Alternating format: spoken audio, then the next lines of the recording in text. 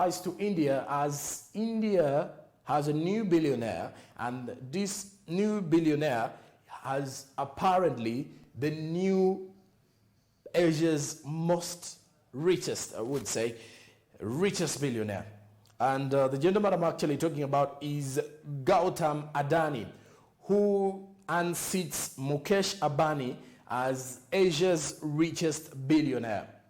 India's Guatum Adani has overtaken his fellow countryman Mukesh Ambani, who is also from India, to become the wealthiest person in Asia. That is according to Bloomberg's list of the world's richest people that was created.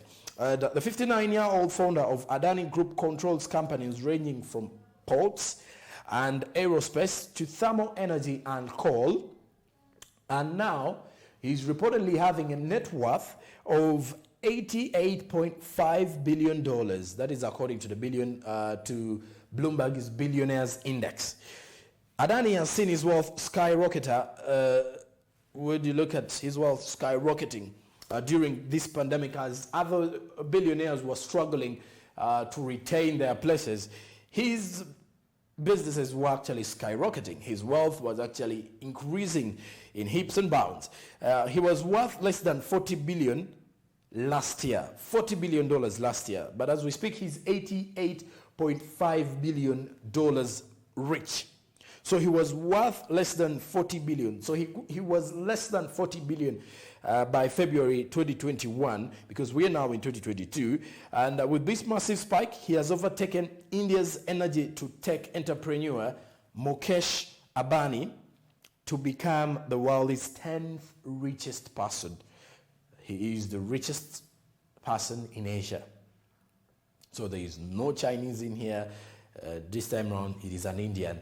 And that means the second richest person in Asia is Mukesh Ambani. And Mukesh Ambani is currently also coming in from India. And speaking of that, Adani Group has performed exceptionally well on the Indian stock market during the pandemic. The shares of Adani Enterprises have jumped more than 1,000% on the National Stock Exchange in Mumbai. That was since June 2020. So when you really look at Adani and why he's been making the money since lockdown, when you look at his wealth, he has, according to even the stock market in India, his shares of the enterprises have also jumped up to 1,000% since 2020. And that was on the National Stock Exchange in Mumbai since 2020. That was still in the pandemic. Remember, India is one of those countries that were greatly affected by the pandemic, losing a number of people. However much they have a very stable health sector, if I am to say. And there is also a sign that investors are optimistic about Adani's ability to bet on sectors such as infrastructure and renewable energy, which are key to Prime Minister Narendra Modi's economic development goals. So most of the investors in India are also very optimistic that if at all they put their money into Adani's group, there is a possibility of making the sales in there. Because look at a man who has been able to succeed even during the pandemic. Well, Indians are also very good business people in one way or the other. You can agree even here in Uganda, if you're to look at some of the wealthiest individuals that we have, some of them are of Indian heritage. And then still, as a matter of fact, it is very difficult to trace the richest person here in Uganda. But then you could easily tell, for people who are on ground, they can easily tell you that this man has money, the other man has money, Sonko has money. So this is how people will clearly tell you, that is how you know that this person is wealthy. So in Uganda here, I think in Africa it's very rare to find someone being referred to as the wealthiest person.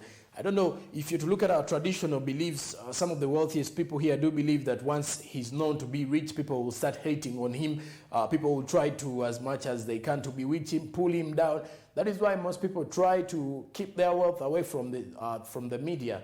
But well, when you look at most of the wealthiest people that we look at across the world, most of them have their details and all their assets even on Wikipedia, whereby you will just put in his information and they will just give you all the details regarding where he stays, the businesses he started with. So I don't know why it is so difficult with the rich people here in Uganda, or the rich people in some of the African countries, or the wealthiest individuals in Africa.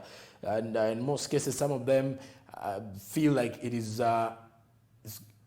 going to act as a threat. And once you showcase what you have, people call it pride. People say you're so, you're a show off and you want to do all this. But well, when you look at the other countries, people tend to actually put it out there, put their wealth in there, and these governments are supporting this to come out so that someone has his assets known before engaging in anything to do with money laundering, before government can actually put all those cases onto you. Well, that aside, let's have